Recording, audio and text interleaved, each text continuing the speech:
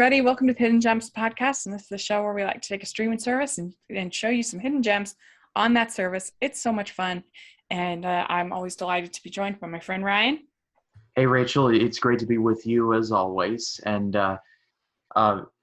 if I seem a little weird today, it's because we're recording this on a Sunday and I just finished editing my Requiem for a Dream video. And that movie was tough. It was a very, very tough watch. So I've never seen it, but I've heard the tales. Yeah, it's one of those where it's one of those movies where you appreciate the effort that put in. Ellen Burstyn just pretty much broke her back in that movie. Like, she was amazing. And even though I don't like some of his performances, Jared Leto was amazing in that movie. So when people say like, "Oh, he's never been a good actor," like Requiem for a Dream, Exhibit A. One thing you gotta hand it to Jared Leto is that he looks so different. We talked about this in our preview episode that we did. I saw every role. He looks like a completely different person. It's pretty impressive. I hated him in House of Gucci, but I'm not gonna lie, like to have him look like that. I mean, that took a lot of work. It really did. Well, what are we talking about today in this episode of Hidden Gems? Well, it's a very Disney-centric episode. We're going to be talking about Disney Plus. This is episode number 14, which just blows my mind. It really does. And then we're also going to be touching a little bit on Turning Red and also the Investor Day, which I did not watch, but I ended up looking up an article on, so I know everything that was announced and talked about. So it's going to be very interesting. Like, Disney Plus is going to be becoming a pretty bustling place by the end of the month because of Moon Knight, which I'm really looking forward to. Yeah, there's a lot coming up. You've got Thor: Love and Thunder. You have the Obi-Wan series. I'm looking forward to She-Hulk. There's a lot coming up. Yeah, the Obi-Wan show is like something that I'm just looking forward to more than I thought I would. This may be because of my love for the prequels. Yes, flaws and all. I grew up watching those first before I ever started on the originals. So seeing Ewan McGregor return and supposedly Hayden Christensen, he's been sworn to secrecy and he's been asked, and he's like, "I'm in there somewhere. I just can't tell you." But it's going to be amazing when that eventually happens. Seeing the Inquisitors in live action, I cannot tell you how happy I am to be seeing that as a longtime Star Wars Rebels fan. That's going to be just incredible to see. Hopefully this is not like a Book of Boba Fett situation where it's like it overpromised and severely underdelivered. Yeah, well, I mean, that's a lot of modern Star Wars, unfortunately. I mean, most of my life, Star Wars has been very disappointing. It's been rough to be a Star Wars fan. I mean, maybe I'm not really a fan because most of what they've made I haven't actually enjoyed when you really think about it. But I don't know, they always get my hopes up. They make these great trailers. They really do. I remember where I was when they dropped the teaser for Force Awakens and they had the whole, "There has been an awakening. Have you felt it?" I'm like, okay, this is going to be the movie of the year. And I guess it was, but at the same time, maybe not. It's a whole situation. You know, I still loved that movie. It definitely is. It was, everything that came out after was disappointing. And so that does sort of tarnish it a little bit because things that you think, though, they're going to build on that, they're going to make it better, then they didn't. So that's disappointing, but I still think it was a good movie. Personally, I enjoyed it. And it was a very fun experience to watch it. I think I saw it 5 times in the theater. I just limited myself to 2. Once when I saw it on the premiere and I took my dad to it. So it was only a 2 for me. But at the same time, they were incredibly fun experiences. Yeah. I mean, there wasn't a ton of new information at the investor day. Most of it was stuff that we already knew. And of course, there was a lot of politics and a lot of discussing Disney's role in politics. And I don't know. I mean, I find that whole thing to be a little bit strange because I don't look to the Walt Disney Corporation for my moral guidance. Um, and I mean, I guess I don't really want them to be supporting hateful legislation. I get that, but I don't know. I think it's, I understand having an opinion about the legislation. I don't really understand why people are looking to Disney for that leadership. You know, they're making movies. They're not, you know, they're not like a lobbyist organization. So I don't know. I think it's a little weird, but I know people feel very passionately about it. So that's I cool. I don't. I have a general rule of not talking politics either on my YouTube channel or Mm-hmm. sometimes I have to. Like I remember when I reviewed all the President's Men as part of the AFI project, I had to divulge some of it, but I just have a general rule just to not talk about it. A, because I have nothing really unique to add to any of those discourses, and B, politics is a generally divisive topic. It's like the old saying, never bring up politics or religion at the dinner table.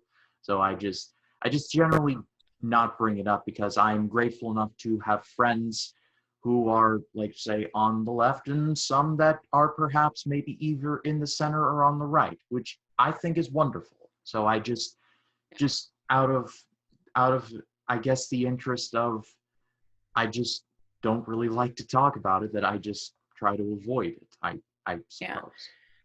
No, I mean, I agree. And I do the same. I guess it's just, I think that people just need to be careful, like how much you are looking for leadership from these multinational corporations.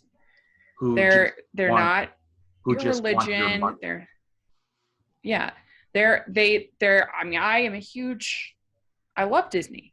I mean, Mm. we've done 14 episodes of the show. I enjoy many of their films. I love Disneyland.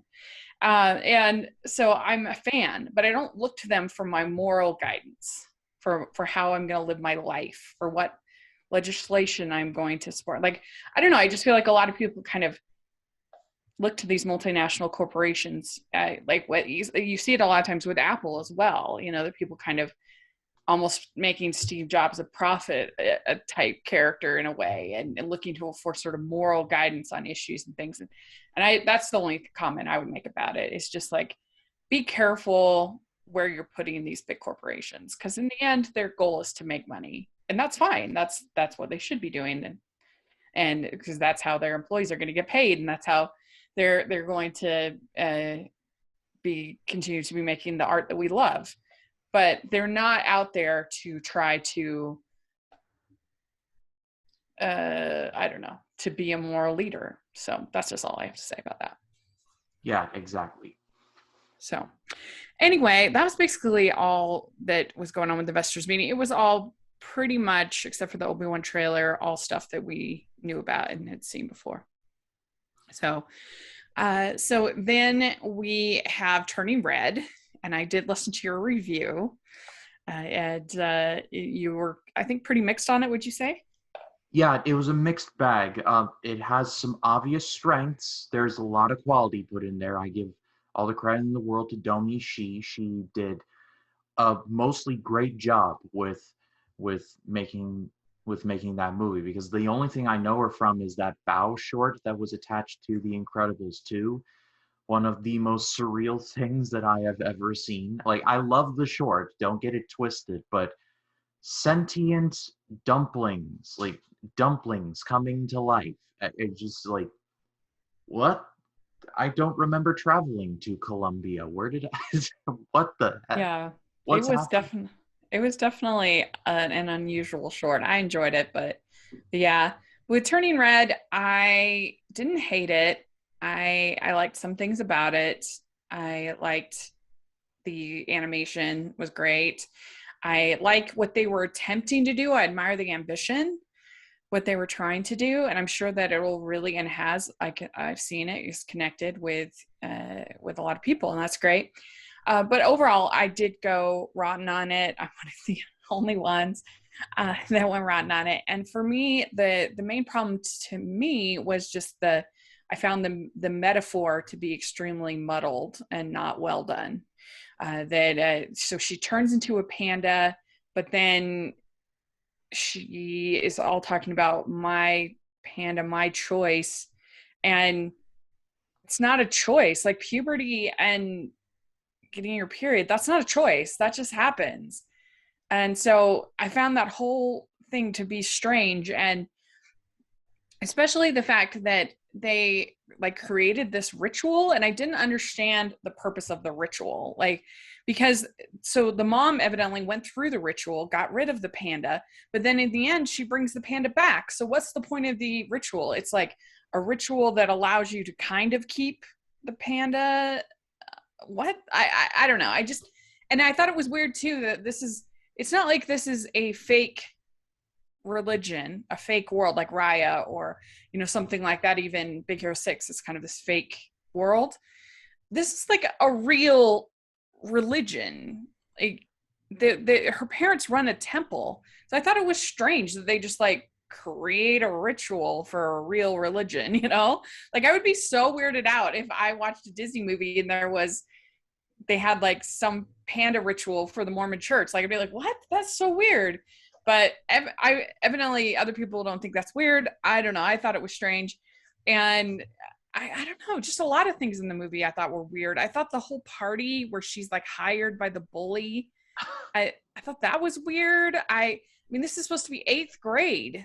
At the end when she's twerking, the relationship between the mom and her was just, I don't know, not pleasant, not enjoyable to me. The mom was just unhinged. Oh God, she was unhinged. She was so crazy. Like one of the early scenes where she discovers like May has like written like Devon's picture on her homework.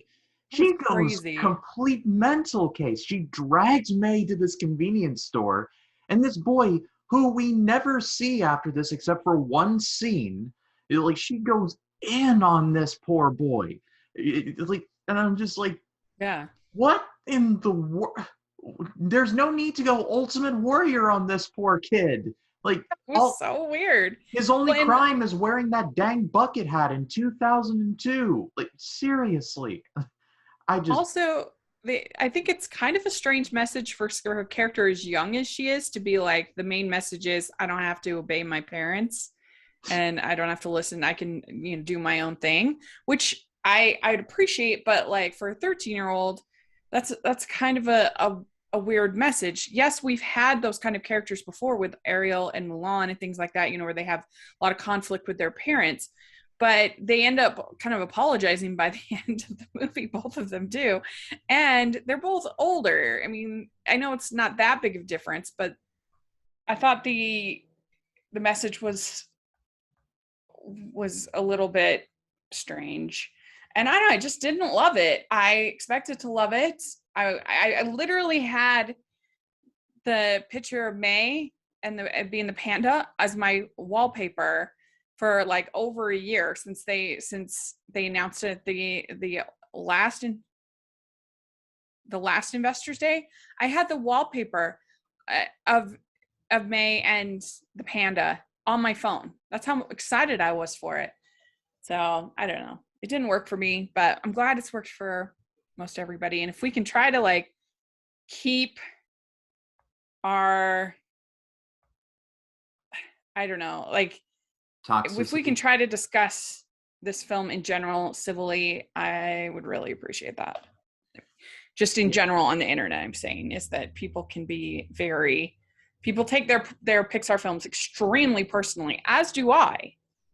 But yeah, the third act of this movie is so off the wall crazy. I won't spoil it here in case people do want to see this, but I thought it was like a Godzilla battle that got left on the cutting room floor. Yeah. It was wild. It was definitely wild. Well, so let's dive in and talk about some of our recommendations on Disney Plus. And if you are listening, if you can let us know what you think of Turning Red, and also what you have been watching on Disney Plus, we would very much appreciate that. But why don't you get us started, Ryan? Give one of your picks. So my first choice is from 2007, and it is called National Treasure 2, Book of Secrets. I remember in one of our earlier episodes, I recommended the first National Treasure, and so I'm going to be recommending the sequel. And I recognize that these movies aren't like stellar works of cinema. They're just fun adventure movies. And thinking about it now is like we just got an Uncharted movie like a little bit like earlier this year. And while I liked that movie generally, I thought, unlike most people, I thought it did a very good job of translating it from game to screen, even though the choice to make Mark Wahlberg Sully is very weird, but that's another conversation for another time. I still maintain that the National Treasure movies are about as great an Uncharted movie as we will probably ever get. And it's not even named Uncharted. It has nothing to do with Uncharted. But in this sequel, Ben Gates is back, and after finding the treasure in the last movie, he finds his family framed for having been involved in the assassination of President Lincoln. This is brought up by a man named Wilkinson, played by Ed Harris. And so Ben Gates has to go back on the hunt to try and find what we later find out to be Cibola, the lost city of gold. Like I said, this is kind of a silly adventure movie. It definitely dabbles in stuff that, I'm not going to lie, when I was in DC, I kind of looked for and realized, oh, that clearly does not exist. But like I said, I think the movie's fun. I like Nick Cage. I like Diane Kruger. Ed Harris is always a good choice for anything he's in. And what I love about this is that it looks like a lot of the stunts were done like on set, and this was shot mostly on location, which if that is the case, then that is just phenomenal. There's a great scene where basically the big I'm going to steal the Declaration of Independence moment is Ben Gates kidnapping the president of the United States. This time is played by Bruce Greenwood. And I'm not going to lie, I like Bruce Greenwood in the movie. I like his performance. However, he treats the whole thing kind of like Ben Gates like lost his car keys or something and they're backtracking to try and find them. If I were kidnapped, I'd be freaking out. But he's talking to Ben Gates like, so you kidnap me, you're going to go to prison just to save your family's name. I'm like, Mr. President, realize the situation that you're in. Like a complete stranger who you just met at a party like 10 minutes ago. And it's like, I guess all it takes is to show him some vintage George Washington swag and boom, he's got you under mind control. But that's neither here nor there. Helen Mirren is also in the movie, and she's great in pretty much anything she's in. She has a great moment where she and Jon Voight are at Mount Rushmore, and they're trying to find this clue under the rocks, and they have to water the rocks. And Jon Voight's character is like, she's like, hey, you got to water? And Helen Mirren's like, what is this in my hand? Are you blind? And I'm like, Helen Mirren, like, sass right there. So, like I said, I don't think this movie's like stellar cinema, but I've always thought it was a lot of fun. Yeah, I remember enjoying it. The whole concept of the Book of Secrets is a lot of fun. It's a ridiculous idea, but it's a fun idea to imagine that if that was the case. The 18 and a half missing minutes of the Watergate tapes. Did Apollo really land on the moon? Did it? Yeah. And the coup de grace, Area 51. And I'm right. thinking about that, I'm like, just wait till 2019. Yeah. Well, my first choice actually comes because I've been watching the Disney movies from 2011 for upcoming ranking. You know, Stanford and I do these Disney year rankings. And 2011 was pretty rough. There's some really bad movies in 2011, like Mars Needs Moms, and I don't know, there are a lot. And we've been watching the DComs as for that series, and there's one called Geek Charming, which I really enjoyed. I thought they had a very good script, good performances, and it's probably one of my favorite non-musical DComs that I've seen. It was really well done. I was trying to say, do I like this just because it's way better than some of these other things that I've read that year? But no, I think it actually has a really good script. It's about this girl that's kind of a diva, popular girl that is kind of snobby and rude, but she also has like a lot of hurt and trauma. Her mother passed away, so she kind of puts a lot of this on just as a sort of front. And she ends up, through various conferences, ends up agreeing with this nerdy kid that is going to make a documentary about her. And first she thinks, oh, this is going to help me be the basically like the prom queen, this documentary. But things don't go quite as planned. And I really thought it was solid. So it stars Sarah Hyland from Modern Family, and she's good, and she's a good crier, Sarah Hyland. She does a really good job in the emotional scenes, I thought. And it's kind of fun too to see some Hallmark people in this, including Andrea Brooks, who I just interviewed like 2 weeks ago. So that was kind of fun to see her in this like teenage role. But yeah, it's definitely one of the better DComs I've seen. Yeah, I was watching this video from the channel Nerdstalgic. I'm sure someone listening to this has heard of the channel. But Nerdstalgic did a video on the Disney Channel original movies and talking about how important they were, because I grew up as a humongous Disney Channel fan, and one of my picks is one of my favorite Disney Channel shows. I won't ruin it, but it'll be along very soon. But those DComs are really underrated nowadays. Now, there are some that are like not so good, but for the most part, they kind of helped me with my film love, as weird as that may sound. Like I remember they were very well made for being TV movies and having that stigma, I guess. They had really good actors who they pretty much had on payroll for like their other shows, but they did a really good job. They actually tackled some pretty different topics. Like I remember there was this one, I haven't seen it in a while, but it was called The Color of Friendship, which Heard of that one. definitely was ahead of its time. And then there was also one called True Confessions, which had Shia LaBeouf playing an autistic boy, which again, I have not seen for a very long time, but I do remember liking that. Yeah. So I think the Disney Channel original movies are definitely underappreciated, like even nowadays. Yeah, I definitely think they're overrated, and I think this Geek Charming is one of the best ones I've seen. So, what's your next pick? So my next choice is from 1997. I thought I had recommended this before, but it turns out I had not. This is Flubber. This is the Robin Williams movie. And I've seen some people just kind of dislike this movie, and I guess I can kind of understand why, but I've just always had a soft spot for it. This is a remake of The Absent-Minded Professor, I Know How to Talk, starring Fred McMurray. And in this Flubber, it's about a professor who invents this very bouncy goo called Flubber. And it pretty much takes up the entirety of his life. He's supposed to get married, and, well, for like the third or fourth time, he misses the wedding day, which is very, very rude, but there you go.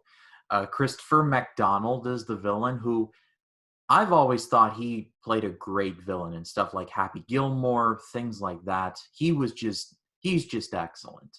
And like I said, I guess I've just always really liked this movie. It has a young Will Wheaton in it, and for all of you Wesley Crusher haters, he gets beat up quite a bit by the Flubber, so you have that going for you. And this is just this just has some really funny scenes and also some really emotional scenes too, where the professor's little robot Weebo ends up getting crushed by a baseball bat. I'm like, bro, like, are you kidding? This is 97. Like, this is near the knuckle stuff. But if you haven't seen it for a while, I can't say that this is like Robin Williams' best work because it isn't, but I guess I've always just had a soft place in my heart for it. Now, I've never seen this one. I just heard that it wasn't very good, so I never watched it. And I mean, I love the original. Although, if you watch the original now, he is kind of a jerk. Like, I don't really like this guy. I don't think he should, like, he's kind of rude to his girlfriend, and I don't know, like, he's not that good of a guy. So. Too much double indemnity there, Fred. Yeah, right. Maybe it's the apartment. It just scarred me for Fred McMurray. uh, well, all right. Well, my next pick, when it came out, it wouldn't be considered a hidden gem, but I feel like it's kind of been lost a little bit because people didn't like it as much as I liked it. We're talking Mary Poppins Returns. I loved this movie. I gave it almost a perfect score. I absolutely loved the songs. I loved the dancing. I thought it had a really sweet message that I connected with about family and family rescuing you from those hard times in life. And I loved the cast and loved Emily Blunt as Mary Poppins. And I don't know, other people seem to think it was more bland, and so that's the tricky part about doing these kinds of remakes, even though it was technically a sequel, is that it's like, if you stay too close to it, then that's problematic. If you do something too different, that's problematic. This, I just felt like it's enough original, certainly for me, to enjoy it very much, and but still had like the flavor of Mary Poppins. I mean, if it was up to me, this is the kind of live action remakes that I wish they were doing more of, and not the Lion Kings and the Beauty and the Beasts and those kinds of remakes, the Mulans. This to me was really special, and I felt like when I watched it, I wrote in my review, which I love. I'm very proud of my review for this film. But I talk about how I felt like I was sitting on a bench in Main Street, Disneyland, with Walt while I watched this movie. It just had that feel to me. So I loved it. If you haven't seen it, maybe if you haven't seen it, give it a shot. If you saw it and maybe didn't think much of it, maybe give it a rewatch and see if maybe you like it more. Yeah, I remember watching this on the same night as I watched Bumblebee and Aquaman. That was that weekend in December of 2018 where all three of those movies came out in the same weekend. And I, like a complete madman, just watched all three of them in one night because it just worked out that way. And Mary Poppins was the last movie that I saw that night. I was so tired. And so I guess maybe that's because I wasn't as crazy about it as you were, but I've been meaning to go back and watch this because, like I said, I like the individual parts here. Emily Blunt is awesome in anything she's in. Lin-Manuel Miranda's great. I mean, for So the record, I don't think anybody was as crazy about it as I was. I think I was higher on this movie than almost anybody, which happens sometimes. And I mean, in my opinion, that's how you know that you have a legit critic that you can trust, that they're giving their opinion and not just what they're not just trying to get access or saying what people want to hear, is when they like stuff, more than more, or they don't like stuff more than most, when they have their own unique opinions. yeah, exactly. And I've like I said, I've been meaning to want to go back and watch this because I remember liking parts of it, but I don't know. I guess maybe I was just in the high of I've watched two movies tonight. I just just Yeah. power through this. Like give credit where credit's due. Angela Lansbury was awesome in her in her small role. She's not in it very much, but she was great. I mean, it was obvious that role was meant for Julie Andrews, but I still enjoyed having Angela Lansbury in it. She chose Aquaman over I this know, that's ironic. Yeah. But what's your next pick?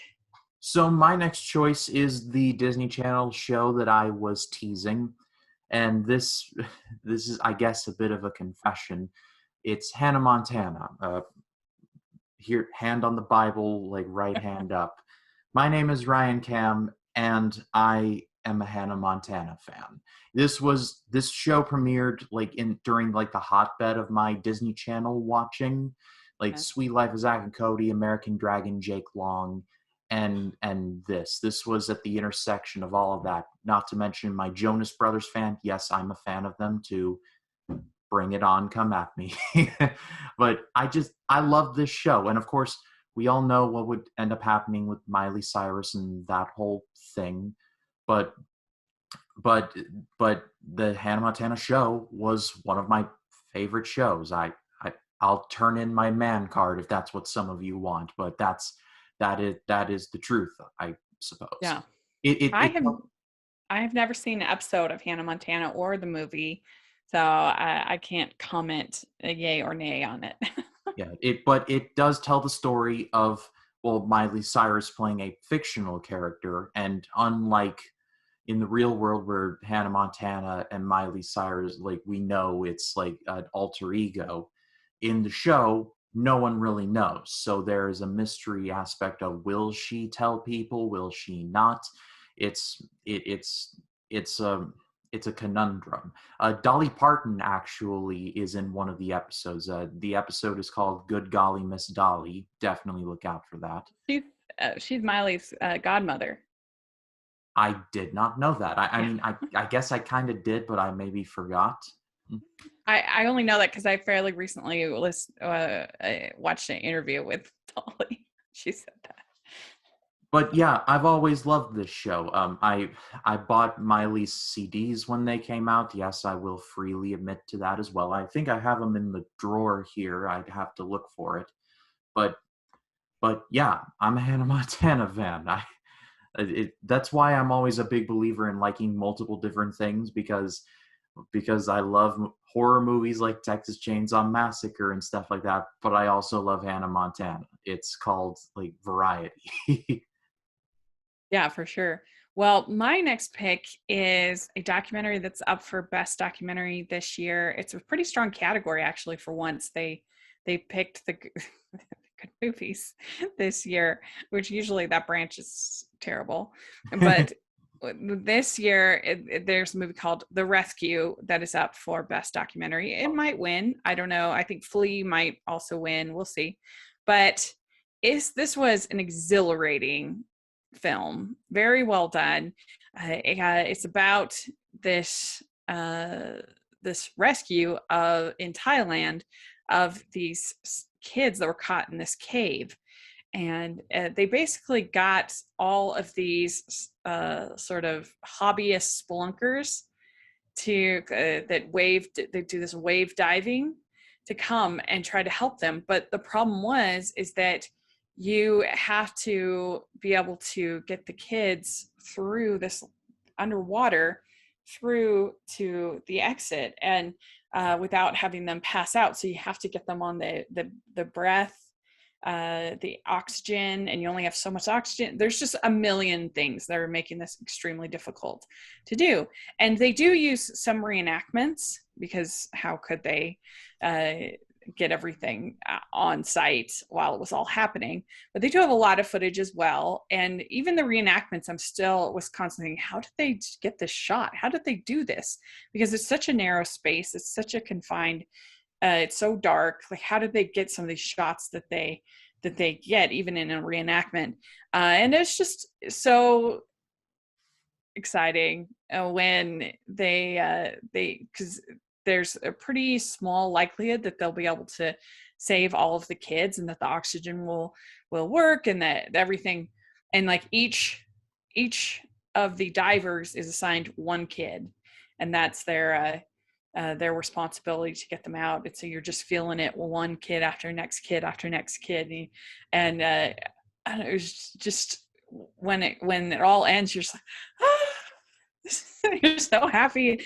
They're such a great group, and they kind of gotten a lot of flack for their hobby. But now here they were actually the heroes, so that was fun too, and I just really enjoyed it. It was very good. Yeah, I remember.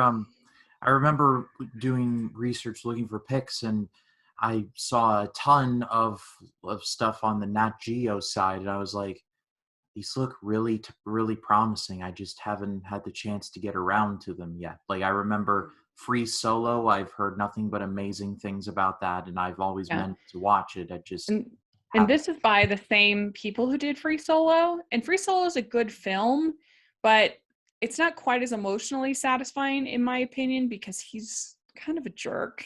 I mean, I think you probably have to be a little bit of a narcissist to do what he does with this, but the way that he treats his family and the way that, like, it just didn't make you want to root for him the way that you root for the guys in this movie. So I prefer this over Free Solo, but Free Solo definitely will have you be like the Yeah, whole time. there's one about Notre Dame, the Notre Dame fire that they did that I've been meaning to get around to. There's this other one, I don't know, you may have heard of it. It's called Torn. It was actually dropped just recently. It was about a climber named Max Lowe who I believe passed away in 1999 during an avalanche, and it was more of like a home movie style thing. It was done by his widow and son. I've been meaning to get around to that as well. So the Nat Yeah, I've Geo heard of that. side, the Nat Geo side is definitely like a hidden corner of Disney Plus that doesn't get explored a lot of, I feel. No. So what is your next pick? So my next choice is from 2010, and I thought that I had recommended this before, but I checked on our letterbox list and I could not find it on there, so I'm just going to recommend it now. It's Secretariat. This was from 2010, starred Diane Lane, and it tells the true story of a woman named Penny Tweedy. She ended up uh, being, I guess, not exactly the boss, but like had a hand in training Secretariat, the first horse to end up winning the Triple Crown, the Kentucky Derby, the Preakness, and the Belmont Stakes. And I believe it was at Belmont that Secretariat had like the biggest win in any horse race by like 20 something lengths. I haven't seen the movie in a while to say the exact number, but it was quite a big deal. Like, here are the rest of the horses, and there was Secretariat. Like, it was not even close. But I thought this movie was very inspiring. I mean, Disney sports movies for a while were just like one of the sleeper hits of the Disney catalog. It just, no matter which topic they tackled, it was always excellent. Like Glory Road, Miracle, McFarland USA, which I haven't seen in a while, but I remember really enjoying. The Rookie, Remember the Titans. I could go on. But Secretariat, I don't think is like the best one out of all of them. I'd still say Miracle is the best one, but Secretariat was still really well made. I remember has one of my favorite scenes in any Disney sports movie where Penny's brothers are trying to convince her to sell the farm after their father dies. And we later learn that all of the matters regarding the horses have been transferred to her, and we learn this from their longtime maid. I can't remember her character's name. Miss Ham, that was her name.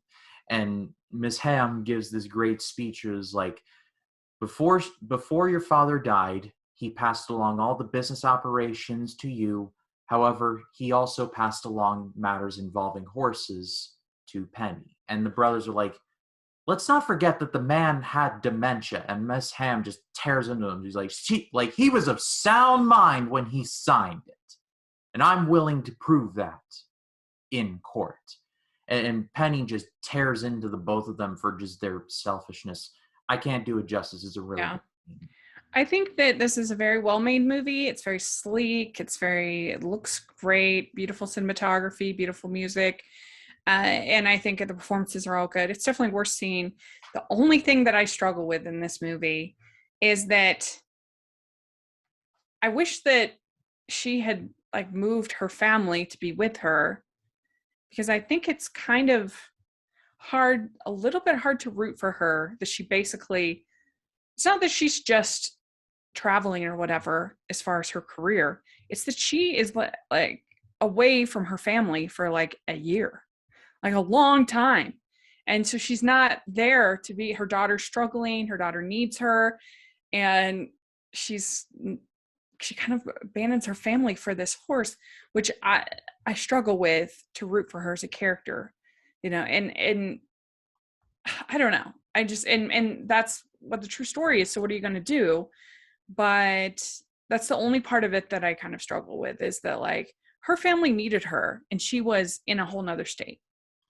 Yeah, I can definitely understand the problems like with that there, especially considering like one of Penny's daughters ends up getting into like the hippie culture. Like Yeah. this took place in, I believe, the early 70s. That was when it was like free love and understanding and all of that.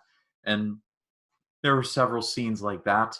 I didn't think that was necessarily a problem for me, but I understand why it could be a bother for some. Yeah, because obviously, like, women should be supported in their careers. I understand that. But when you're living in a whole nother state in the 70s when this movie takes place, you can't really be there for your family if you're in a whole nother state. Yeah, Anyway, that was my only struggle with the movie. But my next pick is something that came out last year that kind of went under the radar, and I'm going to be talking about it for Muppet May coming up this May, is the Muppets Haunted Mansion.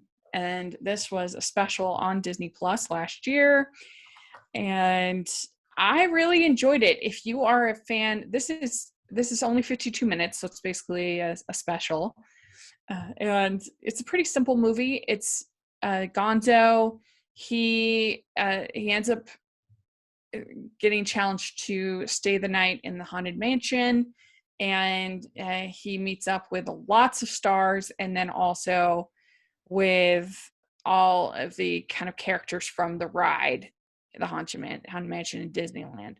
So I had a lot of fun with it. There are tons of Easter eggs to the ride that were fun for me. I mean, I think it's definitely an improvement upon the Haunted Mansion with Eddie Murphy, which I don't think is as bad as some people do, but still, this is pretty high up there. I did a video last fall, or maybe it was now 2020 fall, I can't remember, but I did a video with ranking the movies based on Disneyland rides, and it was kind of a rough group. Not the best. This would be pretty high, I think, actually, in that ranking, if I was including it. More like Pirates of the Caribbean 1 and then everything else. Yeah, exactly. So, yeah, I should probably update that ranking sometime, because I could add Jungle Cruise and add this, but I'd have to watch all those Pirates movies again. I don't want to. It's gonna be interesting if they ever do like a Big Thunder Mountain Railroad movie, or like a Space Mountain movie. Considering that Space Mountain still is one of the most popular rides at Disney World in Florida, I'm surprised no movie has been made about that. Yeah, neither of those interest me much, but you never know what they'll do. I wouldn't have said that a Pirates of the Caribbean movie would probably be all that good, but it turned out really good. So anyway, I enjoyed this one. I thought it was a pretty fun Muppets special. So what do you have next? So my next and final choice is from 1993, and it is called Rookie of the Year. When I was looking for picks, I stumbled across this. I'm like, well, that's going on the list, because I've seen this movie a ton of times. I could pretty much recite it from memory if I wanted to. It tells the story of a young boy named Henry who breaks his arm. And when the cast ends up getting taken off, he finds that he can throw a 100-mile-an-hour fastball. It was the 90s. And he gets so good at pitching that the Chicago Cubs end up hiring him on as a pitcher, and he ends up getting really good at it. This movie is, like I said, it's very early 90s, very like, this would never happen, but I've always gotten a kick out of this movie. Gary Busey is in here, and he's really good as this pitcher whose days are definitely numbered. I believe Danny Glover is the manager. I'm maybe getting my actors wrong there, but he was a lot of fun as well. Uh, Daniel Stern, who also directed this movie, is really funny as the pitching coach. You will definitely know him when you see him. Henry's mom is nice, and there's a great scene where, because Henry's mom is a single mom and she's been dating this dude who becomes Henry's agent and pretty much sells him out to the Yankees, which nobody wanted. And so, and the breakup between he and Henry's mom is just legendary. Like he gets completely owned, and it is beautiful to watch.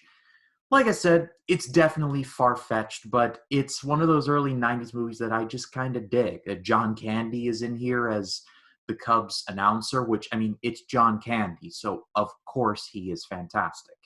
My favorite scene in the movie, the ending is great, but the ending, or not the ending, but the game where the Cubs are on the road and Henry goes to bat because it's the National League and pitchers bat. It's like, I love the line where Gary Busey's like, "Stay low," and Henry's like, "Yeah, and he's like, "And don't get killed." It's like, I love that delivery. And then there's the part where Henry's at the plate, and then the fourth ball gets thrown, and he's about to walk, and he's like, "Ball four," and then he swings, and the umpire's like, "Take the base," and he's like, "Take my base?" And the pitcher gets so worked up. He's like, "Come on, he swung. He should be struck." But it got called. And the subsequent whole thing where Henry just like antagonizes the pitcher, like, "Hey pitcher, you got something hanging out of your nose." He's like, it's like I could talk about that whole sequence for hours, but it's just so much fun. And so is this movie. I've actually never seen this one, so that sounds fun. I'll have to check it out. You really should. It Yeah. is like I said, definitely can never happen. It is the early 90s after all. But it's a movie that I just really like. It's got a lot of heart. It's funny. Just it's a movie I love a sweet Disney live action film like that. I think it's really, really good. Well, my last choice is another fun Disney live action, this one from 1966. It's called The Ugly Dachshund. And this is I've reviewed it for Family Movie Night. This is a movie about this couple, they're newly married couple, and they have these Dachshunds that they love and adore, which are basically like sausage dogs. They're like the little, dogs. And they end up, through various contrivances, end up getting this Great Dane that they think is a sausage dog at first, that is a Dachshund, but then obviously it gets huge. And so that's why it's called The Ugly Dachshund. And it's basically like Beethoven, this movie. I mean, the dog makes wreck of everything, destroys everything, is kind of a nuisance, but they love the dog nonetheless, and they love the Dachshunds too. And so it's got a lot of hijinks and shenanigans, but I really like the cast. And Dean Jones is literally a Disney legend. He is great. Suzanne Pleshette is the wife. She's fun. Charles Ruggles, you'll recognize from lots of Disney movies of that era. He's good. It's just a fun family movie. Yeah, I had never really heard of this one. I was like, The Ugly Duckling? Like, what is this? But Yeah. It's a good one. I hadn't seen it until I had it recommended as one of the patron picks for Family Movie Night by one of the patrons, and so I watched it and I reviewed it. So you have to check out that review. And if you're interested in checking out the Patreon, definitely I'll put a link in the description, because you can have selections for Family Movie Night that are really fun. So there we go. We did it. and also shout out to Dean Jones. He was awesome. Yeah, he was awesome. Yeah, he's definitely one of my favorite Disney live action actors. And if you've never seen, he was in the original cast. He played Bobby in Company. And there's a great song in Company called Being Alive. And particularly this like really insane long note at the end that the character has to hit. Anyway, he was in the original cast of Company, and there's a great movie where it's the original cast recording. They recorded the original cast recording in like 2 days, working like practically through the night. And it's really fun to watch, as you're practically going like beat by beat with them making this album, so you get to hear the performances. And particularly when he does that song and when he holds out that note, you're just like, yeah, wait, that was amazing. So that's something I'd recommend. If you have the Criterion channel, it's on there, but definitely worth watching that behind the scenes. It's really good. So all right, well, thanks so much. This was so much fun. Let us know if you're listening what you've been watching on Disney Plus. We'd love to hear your thoughts. And Ryan, how can people find you? They can find me on Facebook, Twitter, Instagram, and Letterboxd at RyanCam20. Then there's, of course, my YouTube channel, which is just called Ryan and Cam. I'm currently at 203 subscribers. I'd like to get to 205. So if you haven't checked me out, please do. Like I said, that Requiem for a Dream video will be live when this episode does go out. Myself and my friend Jacob will be delivering another episode of Life in the Movies. That'll be dropping Wednesday. And then next up on my I Finally Watched series is going to be Paul Verhoeven's Total Recall, the one with Arnold Schwarzenegger in it. So that's going to be interesting to watch for the first time. So if you haven't checked me out, please do. Yeah, definitely. You should all subscribe and check that out. And you can find me at Rachel's Reviews, all over social media, iTunes, YouTube, and on Rotten Tomatoes. So please take a look at that. And also make sure you check out the Hallmarkies podcast. We have a lot of fun interviews and other content over there. Sorry. And also make sure you check out the Hallmarkies podcast. Got lots of fun content over there, interviews, other episodes, recaps. And so take a look. And thanks so much, everybody. We'll talk to you later. Bye. Bye.